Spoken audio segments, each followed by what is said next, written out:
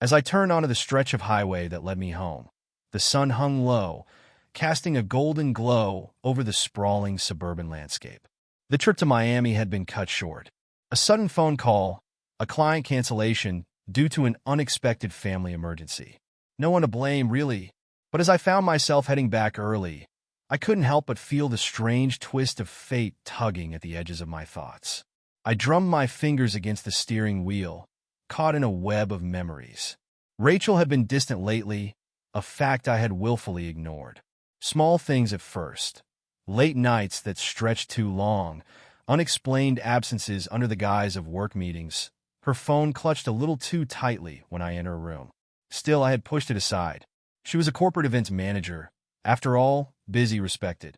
Her boss, Logan, often needed her for last-minute changes, high-profile clients, and gala setups that stretched beyond normal hours. It seemed plausible. At least I had convinced myself it was. The drive from Miami had given me plenty of time to think. But now, as I approached our quiet New Jersey neighborhood, my thoughts shifted. It had been a while since we'd had a proper evening together, just the two of us. Maybe tonight could change that. I could cook her favorite, open a bottle of wine, surprise her. I smiled to myself at the thought. Rachel loves surprises. At least, she used to. When I finally pulled into our street, that warm feeling quickly faded. 3 cars, all unfamiliar, sat parked in the driveway. They weren't our neighbors. That much was clear. Sleek, expensive models, definitely luxury, the kind that made my decade-old sedan look like a relic. My smile faltered, but I brushed off the creeping sense of unease. It wasn't unusual for Rachel to entertain clients at the house. We had a big, modern place, perfect for small gatherings. But something didn't feel right. My hand hovered on the door handle longer than it should have. That strange knot tightening in my stomach. I took a deep breath and stepped out of the car, closing the door with a soft click, as though even the sound of it was too loud for the quiet evening. The front door was slightly ajar. That was the first real sign. I pushed it open cautiously, stepping inside. The air inside the house felt off, thick with an energy I couldn't quite place. The usual neatness of our living room had dissolved into chaos. Shoes, men's jackets, a tie. A mess of unfamiliar belongings littered the floor. My eyes moved across the scattered clothes, my mind working overtime to rationalize the scene before me. Rachel must be hosting an event. It was the only explanation that made sense, but deep down, I knew something wasn't right. And then I heard it, the unmistakable sounds coming from upstairs. My breath caught in my throat, the realization sinking in slowly, like a blade cutting through my ribs. There was laughter, a man's voice, muffled but clear, and then something else. A rhythm of sounds that sent a chill racing down my spine. No, I told myself, it couldn't be. For a brief moment, I considered calling out to her, to let them know I was here, to stop whatever was happening before I had to face the truth. But some instinct, primal and raw, told me to stay quiet. My feet moved on their own, barely making a sound as I climbed the stairs, one step at a time, heart hammering in my chest. The hallway stretched in front of me, but it was the door at the end, our bedroom door, that stood out. It was open just a crack, enough for me to hear more clearly now, the sounds of pleasure, of skin against skin, and the occasional murmur of voices. I felt frozen, every muscle in my body tensing as I approached, not wanting to see, but needing to know. I peeked through the narrow opening. There she was, Rachel, my wife of 10 years, lying sprawled across our bed, completely entangled with 3 men. Her boss, Logan, with his unmistakable salt and pepper hair, was at the center of it all. 2 other men, strangers to me, but obviously close to her, took turns, their bodies moving in a sickening rhythm that twisted my insides. They weren't just having sex. They were reveling in it, the kind of indulgence that made my blood boil, and yet all I could do was stand there, silently witnessing the scene unfold. It felt like time had stopped. The world around me dissolved into that one horrific image burned into my mind. Everything I had ignored, every sign, every instinct I had pushed aside had led to this. The betrayal cut deep, but the humiliation was worse. I could have burst in, I could have screamed, thrown punches, demanded answers, anything to make sense of what I was seeing. But I didn't. Instead, I stepped back, retreating into the shadows of the hallway. I needed to think. I needed a plan. Without a sound, I turned on my phone. The camera blinked to life as I pressed record, angling it toward the crack in the door. I held it steady, capturing every second of their betrayal. The soft moans, the laughter, the raw vulgarity. This wasn't just infidelity. It was a mockery of everything I had believed in. I clenched my jaw, forcing myself to stay still, to not let the rage boiling inside me take over. Minutes passed, agonizing, torturous minutes, before I finally pulled away. I quietly descended the stairs, my heart pounding harder with each step. The front door closed behind me with a soft click, and I stood there, outside, in the cooling evening air. I felt the weight of the betrayal settle heavily on my chest, but my mind was already spinning, calculating. There was no need to confront her. Not yet. I slipped into my car, parked a little farther down the street, and watched the house from a distance. My phone still in hand, I reviewed the footage I had just taken. The image of Rachel with those men felt unreal, like something out of a nightmare, but there it was, plain as day. I could feel my pulse slowing as the anger gave way to a cold, clear sense of purpose. Rachel had no idea I was back. No idea I had seen everything. And that's exactly how I wanted it. I looked at the unfamiliar cars still parked in my driveway. The names of those men, their roles in her life, their positions of power, they would pay. And Rachel would regret this. I sat in the car, my fingers tight around the steering wheel, replaying the footage I had just captured. The grainy video was enough. It was all I needed, but a strange satisfaction crept in, knowing there were multiple angles to this betrayal. I had taken a lot of care installing those cameras around the house, hidden, discreet, meant more for security than anything else. Now they were my leverage. Still parked a few houses down from my own, I opened the security app on my phone. The cameras whirred to life, cycling through the different angles. I tapped on the bedroom camera first. There they were, Rachel, still tangled in Logan's arms, while the other two men casually slipped back into their suits. I switched to the living room view, watching the chaos unfold as they had arrived earlier, laughing and discarding their jackets like they owned the place. It made me sick, but I needed more than just a few shaky videos. I needed every single second of it, every frame of their arrogance, their entitlement. I swiped through the feeds until I had the moments captured. Logan arriving first, his sleek sports car pulling into my driveway like he belonged there. The others followed closely behind in their glossy sedans, the kinds of cars that scream wealth and privilege. The perfect little scene, right there in my driveway, under my roof. Without hesitation, I began downloading the footage. The files were large, but I didn't care how long it took. Every minute that passed only fueled the fire growing in my chest. The cold logic that had settled over me back in the house now formed the foundation of my plan. There was no need for an emotional outburst. That was what they'd expect, maybe even what Rachel deserved. But I wasn't going to give them that satisfaction. No, I would destroy them slowly, piece by piece, until there was nothing left for any of them to cling to. Once the files were saved, I turned off the car and headed back inside. I needed to play this carefully. No rus, no recklessness. The living room was still in disarray, an odd juxtaposition of domesticity and filth. Logan's jacket was draped over the back of the couch, and someone's tie, silk, deep red, was discarded on the floor. But I wasn't going to clean up their mess. Not yet. Instead, I made my way into my office, shutting the door quietly behind me. The familiar hum of my desktop greeted me as I booted it up. As the computer whirred to life, I opened the safe in the corner and retrieved a small USB drive.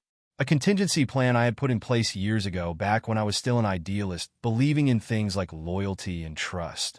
I inserted it into the computer and began transferring the footage. The whole sordid affair in high definition. But the real genius of the plan came next.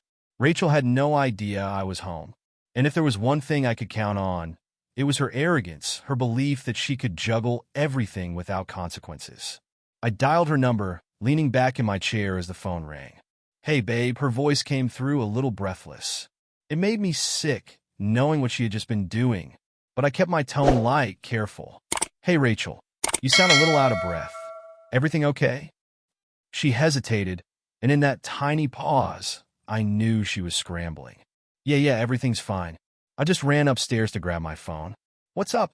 Just wanted to let you know I'm coming home a bit earlier than expected. I said, casually, as if I were announcing the weather. Client canceled on me, so I thought we could grab dinner. Something nice. Maybe that Italian place you love. I could practically hear her heart racing through the silence. You're coming home now? She asked, the panic barely hidden behind her words. Yeah, just need to freshen up and I'll be there. Maybe 20 minutes. Another long pause. That sounds great, babe. I'll see you soon. I smiled into the phone. Love you. I added for good measure, knowing it would twist the knife a little deeper. Love you too, she said, but it was mechanical, forced. As I hung up, I moved quickly. I went to the closet where I kept a small air compressor, the kind used for inflating bike tires and, on occasion, for more strategic purposes. I headed back outside, where the luxury cars were still parked neatly in the driveway, and knelt beside each one, carefully deflating all 4 tires on every car. Not a sound escaped into the quiet evening. One by one, the sleek tires went flat, the cars rendered useless. I could already picture the chaos that was about to unfold. With my work done, I slipped back inside, just in time to hear the hurried shuffling from upstairs. Doors slamming, hurried footsteps. Rachel was panicking. I positioned myself near the stairs, out of sight, and listened. I could hear the low voices of the men, frantic now, trying to figure out how to leave. I told you he wasn't coming home tonight, Rachel hissed, her voice strained with fear. Doesn't matter now. One of the men, Logan, I assumed, growled. We need to get the hell out of here before he shows up. More scrambling. I peeked around the corner, just in time to see Rachel and the 3 men rush down the stairs, half-dressed, grabbing their clothes as they went. Rachel threw on her jacket, but the panic in her eyes was unmistakable. They were all frantic, and it only got worse when they realized what I had done. Shit, Logan muttered, bending down to examine the flat tire on his car. All of them? Are you kidding me? Rachel ran her hands through her hair, looking around desperately. Just call an Uber or something. But before they could even pull out their phones, the blue lights appeared in the distance. A slow, creeping realization dawned on all of them as the police cruiser pulled into the street. They froze, caught between panic and confusion. One of the men stepped forward, trying to act nonchalant, but it was too late. The police car rolled to a stop, and 2 officers stepped out, hands resting on their belts.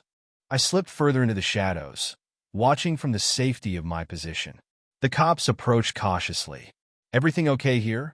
One of the officers asked, his eyes flicking between the half-dressed men, the flat tires, and Rachel, who was trying, and failing, to look composed. Rachel put on her best smile. Oh yes, officer. It's just a misunderstanding. We were, getting ready to leave and, she faltered, her voice trailing off, clearly unsure how to explain away this mess. The officer didn't look convinced. His partner stepped forward, eyeing the scene. We got a call about a possible break-in. That was my cue.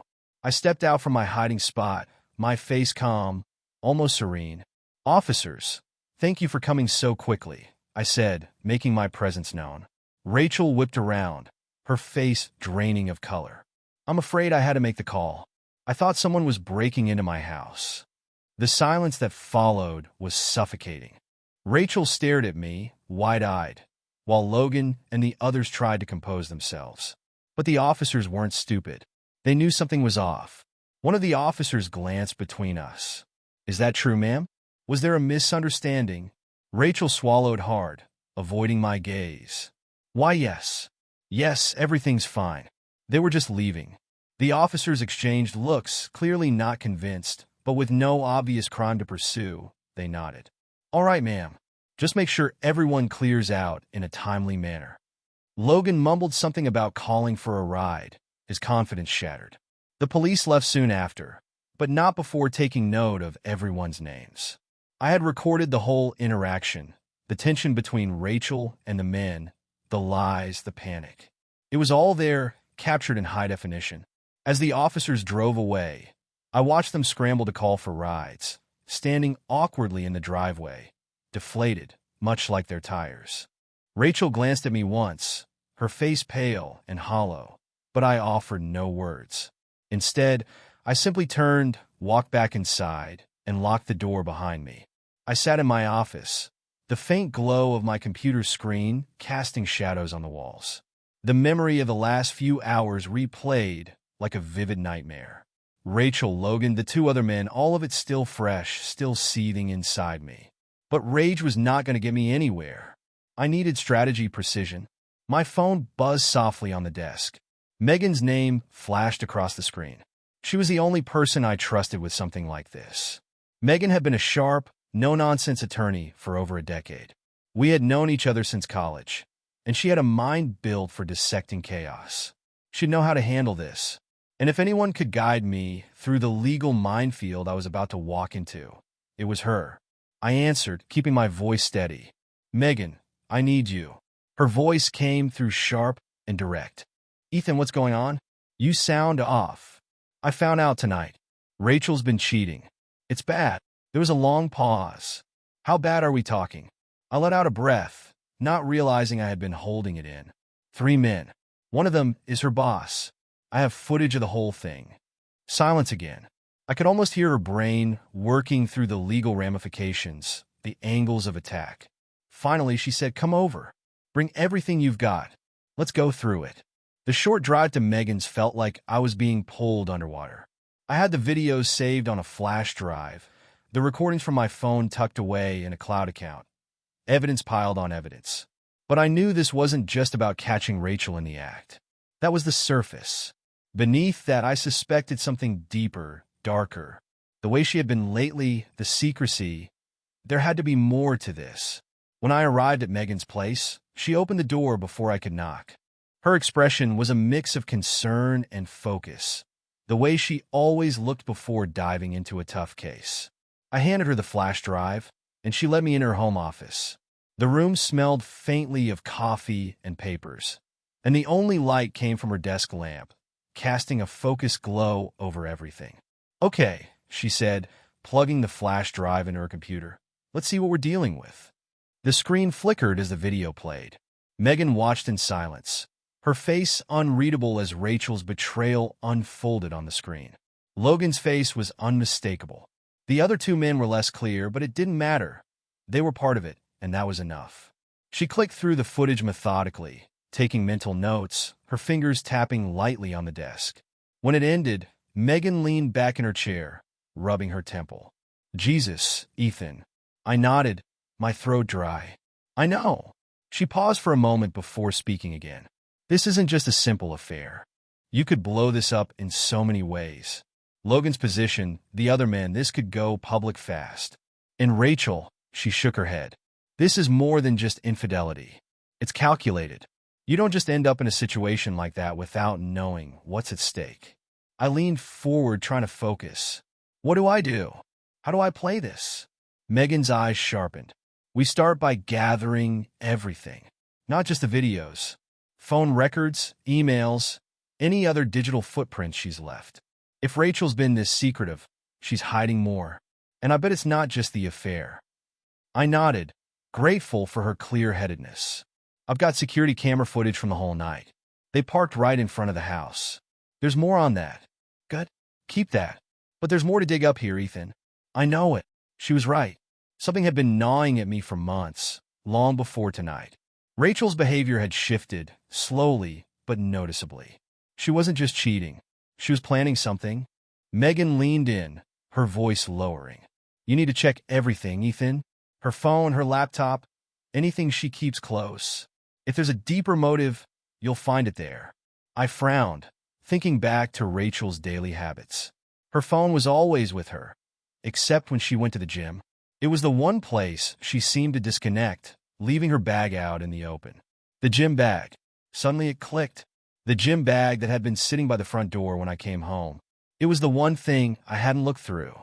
"I think she's hiding something in her gym bag," I said quietly, piecing it together. "She always leaves it out, but it fell off today.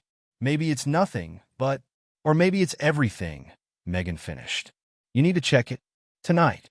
Without another word, I stood up, grabbing my keys. Megan didn't stop me, knowing I had to see this through. Ethan, she called as I reached the door, be smart about this. Whatever you find, we use it to make sure she doesn't get away with any of this. I nodded and left, the weight of her words hanging in the air behind me. The drive back home felt longer than it should have. The streets were quiet, the suburban calm in stark contrast to the storm brewing inside me. When I reached the house, it was dark. Rachel was still out, probably with Logan or one of the other men, scrambling to patch up the chaos from earlier. Fine by me, it gave me time. I entered quietly, heading straight for the front hallway, where Rachel's gym bag sat innocently by the door. The zipper was half open, her workout clothes peeking out like nothing was amiss. But I knew better. I knelt down, slowly unzipping the bag fully. My hands moved past the expected: a towel, water bottle, sneakers, until I found something tucked at the very bottom. A small, black burner phone. My chest tightened. She hadn't mentioned a second phone, and I knew why. I powered it on, my thumb hovering over the screen. It unlocked easily, no passcode. I scrolled through the messages, and my stomach twisted with every new thread. Messages between her and Logan, explicit and damning. Then there were others, numbers I didn't recognize, names of men I had never heard of, videos exchanged that made me sick to my core. But the messages weren't just about sex. I paused on one conversation in particular, the thread between Rachel and someone listed as K. K. Has he mentioned anything about filing for divorce? Rachel, not yet. He's clueless. I'll have the lawyer ready once the timing is right. K. Make sure everything's in place. He won't see it coming, and with the alimony we talked about, you'll be set. Rachel, I know. Once this is done, I'll finally be free of him.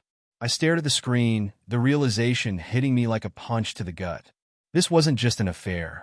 This was Rachel plotting to take me down from the inside, setting the stage for a divorce that would strip me of everything. My business, my money, my life. She had been planning this all along. The cheating wasn't just a betrayal of our marriage. It was part of a bigger plan to bleed me dry and walk away with everything. I couldn't breathe for a moment, the weight of it too much to process. The woman I had trusted, the woman I had built my life with, was preparing to gut me while I stood oblivious. I backed away from the bag, the burner phone still in my hand.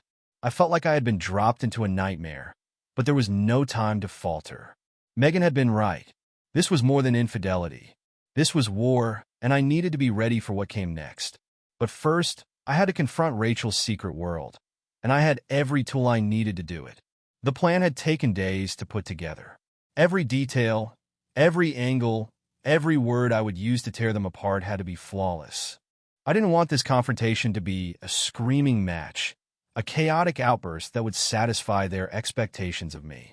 No, this had to be cold, calculated, and perfectly orchestrated.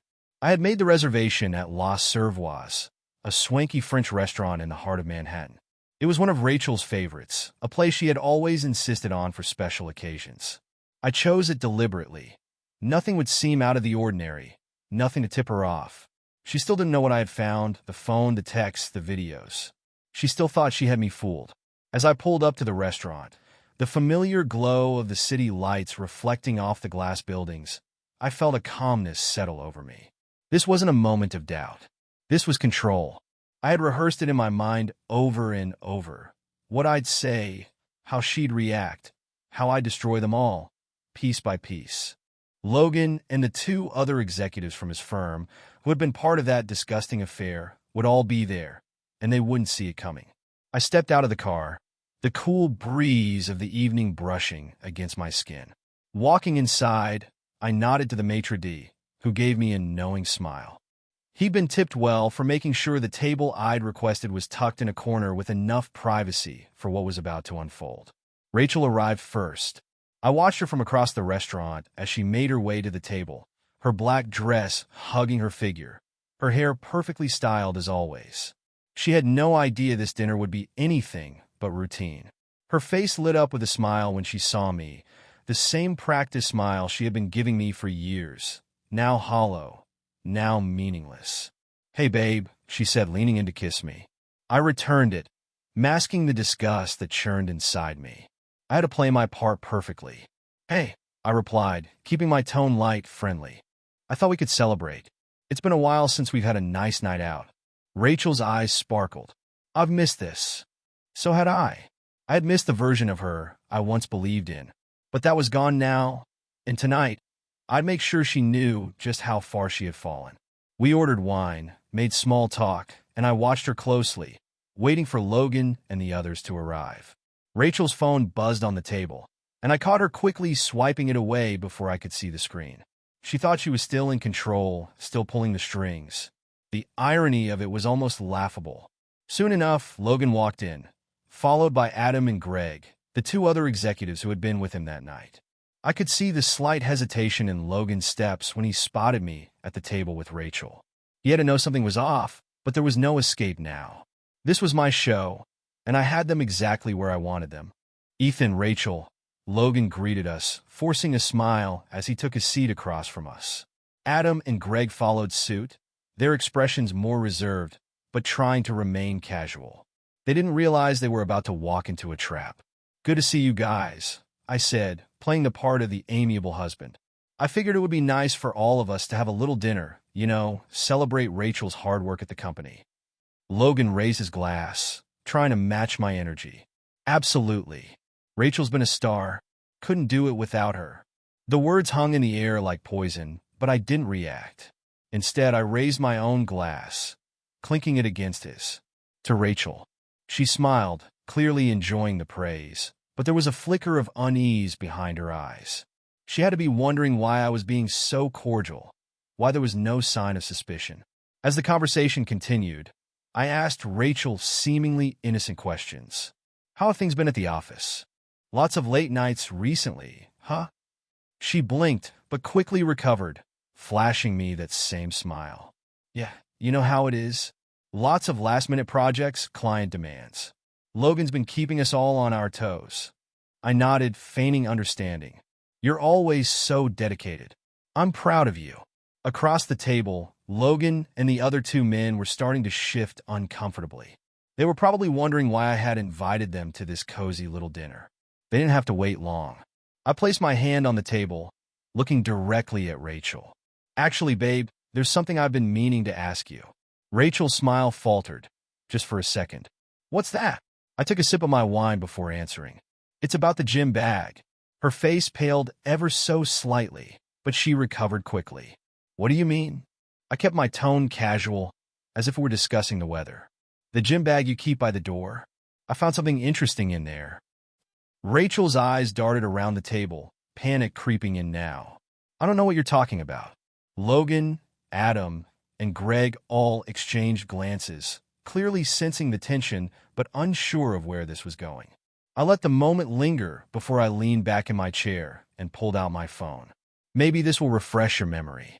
With a few taps, I projected the messages from Rachel's burner phone onto the screen in front of us. The text between her and Logan. The videos. The plans for our divorce. It was all there, laid bare for everyone to see. Rachel's face drained of color as she stared at the screen, her breath catching in her throat. Logan's expression turned to stone, his confident facade crumbling as he realized what I had done. "Ethan, Rachel began, but I cut her off with a wave of my hand. "I'm not finished," I said coldly. "There's more." I tapped the screen again, and the footage I had recorded that night began playing. The night they all thought they had gotten away with. The night I had watched them, hidden in the shadows, recording every disgusting moment. The table fell into a stunned silence as the video played, the sounds of their betrayal echoing in the quiet restaurant. Logan's face went pale, and I could see Adam and Greg shrinking into their seats, horrified by the unfolding scene. They hadn't realized how deep this went, how much I knew. But now they did. When the video ended, I leaned forward, locking eyes with Rachel. "You've been planning this for months.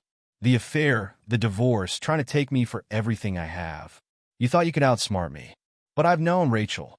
I've known all along." Rachel's mouth opened and closed, searching for words, but none came. I turned my attention to Logan, whose calm demeanor had shattered completely. "And you think you're untouchable?" don't you?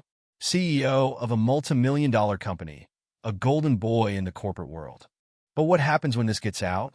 When everyone knows that you've been sleeping with one of your employees, and that two of your executives were involved in a group affair in your subordinate's house. Logan didn't answer, his jaw tightening as he stared at the table. I could destroy you. I continued, my voice low but steady. I could take this to the media, to your board of directors. I could make sure you all lose everything. Your jobs, your reputations, your lives as you know them. But I'm offering you a way out. Rachel finally spoke, her voice trembling. Ethan, please. I held up a hand, silencing her. Here's the deal. You walk away with nothing. No alimony, no share of my business, nothing but the clothes on your back. And you, Logan, Adam, Greg, you make sure this stays quiet. I keep the videos and you all walk away. But if any of you try to fight me on this, I swear, I'll burn you all to the ground. The weight of my words hung over the table, the reality of the situation sinking in. Logan, Rachel, Adam, and Greg all sat there, stunned into silence, knowing they had no choice but to comply. The fallout began almost immediately after that dinner.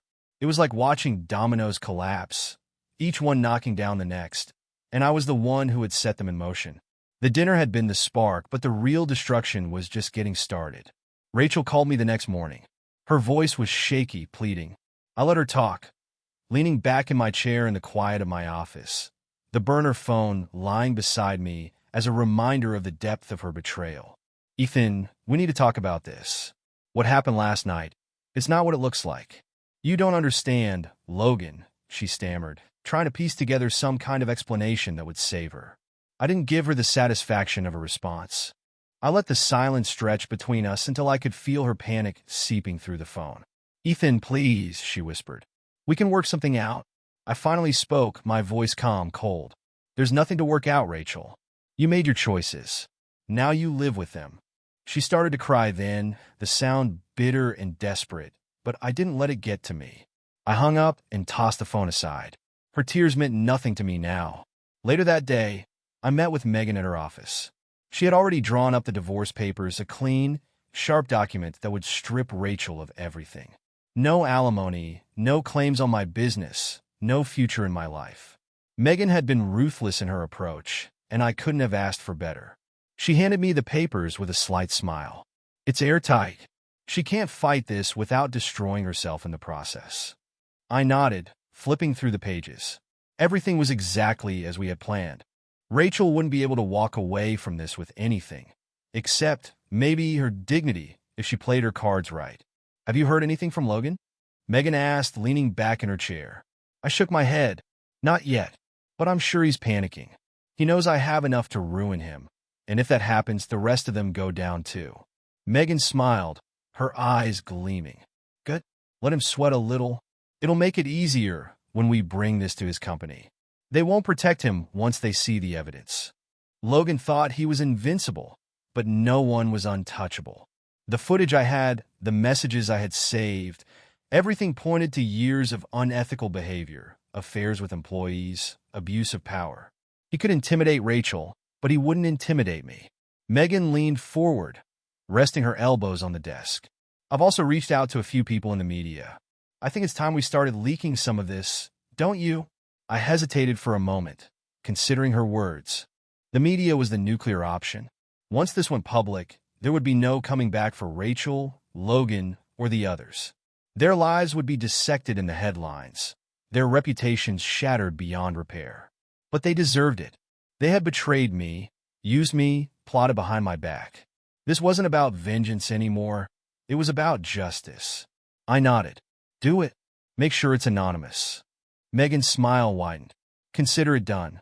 It didn't take long for things to unravel after that. Logan made his first move the day after I signed the divorce papers. He called me, his voice dripping with arrogance, as though he still had some sort of upper hand. Ethan, let's cut the bullshit. You think you can threaten me? You don't know who you're dealing with. I let him rant for a while, talking about his connections, his power, how no one would believe me if I went public with this. He tried to paint me as the jealous husband, the one spinning lies out of bitterness. But when he finally stopped talking, I hit him with the reality. I don't need anyone to believe me, Logan. I have the footage, the texts, everything. And I'm already in contact with your company's legal team. There was a long pause on the other end of the line, and I could practically feel the shift in his tone. He wasn't as confident as he wanted me to believe. You'll regret this, Ethan. I'll bury you, he threatened. I laughed, the sound sharp and cold. Good luck with that. Megan already sent the evidence to the board. You'll be lucky if you still have a job by the end of the week. Logan cursed under his breath before hanging up. But I knew it was over for him. He could try to intimidate me all he wanted, but he had no idea what was coming. Rachel's lawyer, some slick-talking guy she had hired after realizing how deep she was in, tried to negotiate.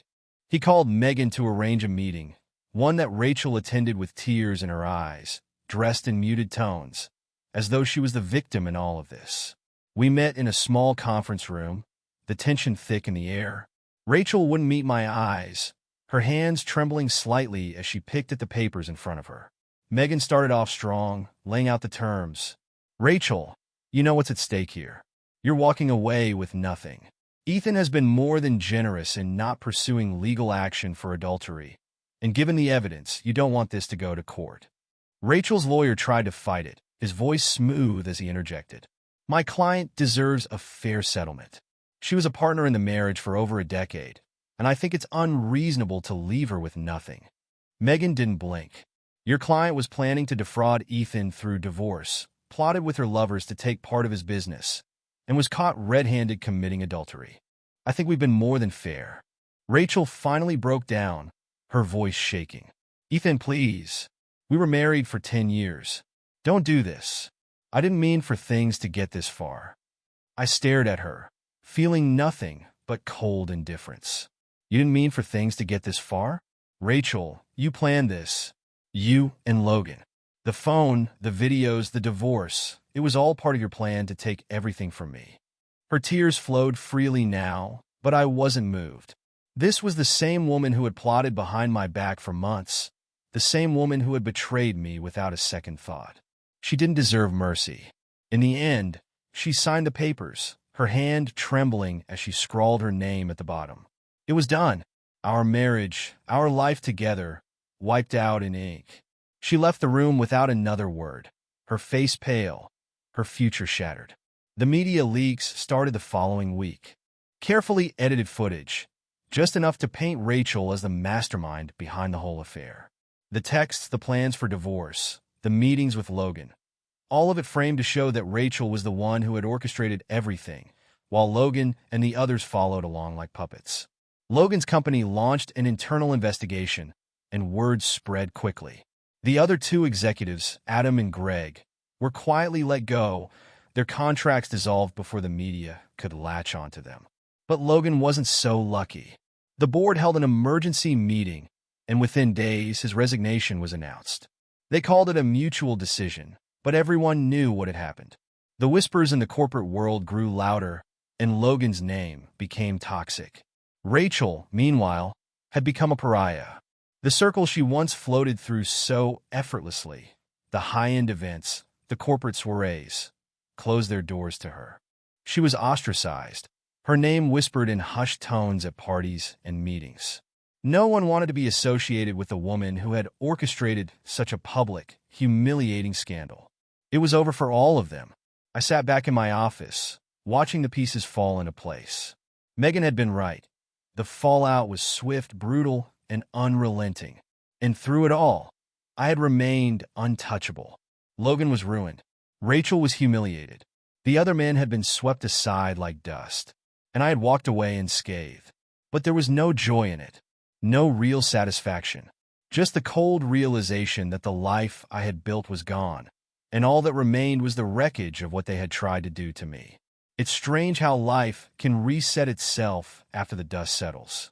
The world keeps turning, the mundane returns, and somehow, you find yourself in the quiet aftermath of it all. Months had passed since Rachel's betrayal had torn my life apart, but here I was whole, steady, and more in control than I had ever been. The apartment I now called home was smaller, but it suited me. It wasn't the sprawling suburban house where I had once lived with Rachel, a monument to a marriage that had been crumbling long before I ever realized. No, this place was mine. A loft in the city, modern, minimalist, each piece of furniture chosen with intent. There were no ghosts here, no lingering reminders of what had been lost. Only what I gained. I had settled into a new routine. My business was stronger than ever, especially now that I had freed myself from Rachel's schemes. Megan had helped secure my assets, making sure that not a cent went to her. And the fallout from the Logan scandal? It had worked in my favor. Logan's company had scrambled to contain the damage, quietly reaching out to me to negotiate a settlement, one that would ensure the videos and texts never saw the light of day. Millions exchanged hands. It was more than I could have dreamed of, and enough to give me the freedom to rebuild my life on my own terms. Megan called it poetic justice. I called it a clean slate. I hadn't seen Rachel since the day she signed the divorce papers. She had tried to rebuild her life from what I had heard. Friends whispered about her attempts to claw her way back into the corporate world, but no one would touch her. The scandal was too fresh, too raw, and her name was now synonymous with deceit and public humiliation. I knew where she worked now. A local coffee shop tucked away on the edge of the city. It was a far cry from the glamorous life she had once led, hosting events for powerful executives, hobnobbing with the wealthy and influential. Now, she spent her days behind a counter, taking orders from people who had no idea who she once was. A fitting fall from grace. I hadn't planned to run into her. But life, in all its strange twists, had other ideas. It was a quiet Saturday morning when I found myself at that coffee shop. I had been walking through the city, enjoying the crisp air and the sound of people bustling about, when I decided to stop in for a coffee. I hadn't even considered the possibility that she might be there. But the moment I stepped through the door, I saw her. Rachel was behind the counter, her back turned as she worked the espresso machine. Her hair, once always perfectly styled, was tied back in a simple ponytail. She wore a plain black apron over her clothes, blending in with the other baristas. No trace of the woman she used to be, no sign of the confidence she once carried like armor. I stood there for a moment, watching. Part of me expected to feel something, anger, sadness, maybe even pity. But there was nothing, just an odd sense of detachment, like I was watching a stranger instead of the woman I had once loved. She turned around then, catching sight of me as I stepped forward to place my order. For a split second, our eyes met. Her face went pale, the color draining from her cheeks as recognition flashed in her eyes. There was no arrogance left, no smugness, no pretense. Just the hollow, defeated look of someone who had lost everything. "Ethan," she whispered, barely loud enough for me to hear. Her voice was soft, uncertain. She didn't know what to say, didn't know how to bridge the chasm between us.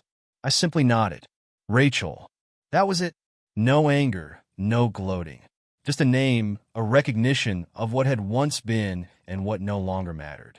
I could see the desperation in her eyes, the unspoken plea for some kind of forgiveness or understanding. But I didn't owe her that. Not after everything she had done. I placed my order with the other barista, ignoring the way Rachel's hands trembled as she fumbled with the cups. She didn't try to speak again, and I didn't give her the chance. When my coffee was ready, I took it and walked out without a second glance. Later that day, I met with Megan. We had kept in close contact since the divorce, and she had become more than just my lawyer. She was a friend, someone who had seen me through the worst of it and helped me come out stronger on the other side. We sat at a rooftop bar, overlooking the city as the sun set in a blaze of orange and pink. Megan sipped her wine, a satisfied smile playing on her lips. Logan's company finally agreed to the settlement, she said, her tone triumphant. They're wiring the last of the money this week. You're officially free of all of them. I nodded, taking in the view. It felt like a lifetime ago that I had been drowning in betrayal, suffocating under the weight of Rachel's lies. Now, I was standing on the other side of it, untouched and stronger than ever. What about the others? I asked, more out of curiosity than anything else. Logan's done, Megan said, swirling her glass. The company buried him. He's lost everything. His job, his reputation, even his family. The board made sure of it. Adam and Greg managed to avoid the worst of it, but they're out too. No one's going to hire them after this. I nodded, unsurprised. And Rachel? Megan gave me a sympathetic look. She's where she deserves to be. No one's hiring her. She's blacklisted from the corporate world. That coffee shop job is probably the best she'll get for a long time. I didn't respond, but there was a quiet sense of satisfaction in knowing that Rachel's downfall was complete. She had tried to take everything from me, and now she was left with nothing. Megan leaned forward, her expression softening. You've done it, Ethan. You've come out on top, emotionally and financially. You didn't just survive this, you won. I smiled, the weight of everything lifting off my shoulders. She was right. I had won. Rachel had tried to destroy me, but in the end, it was her life that lay in ruins, not mine. Logan had been brought to his knees, and the others had scattered like rats from a sinking ship. But the victory wasn't just about the money or the revenge. It was about reclaiming my life, about finding myself again after everything had been stripped away. I had built something new, something stronger, and no one could take that from me. Megan raised her glass, a glint of pride in her eyes. To the future. I clinked my glass against hers, feeling the weight of the past slip away as the city lights flickered to life below us.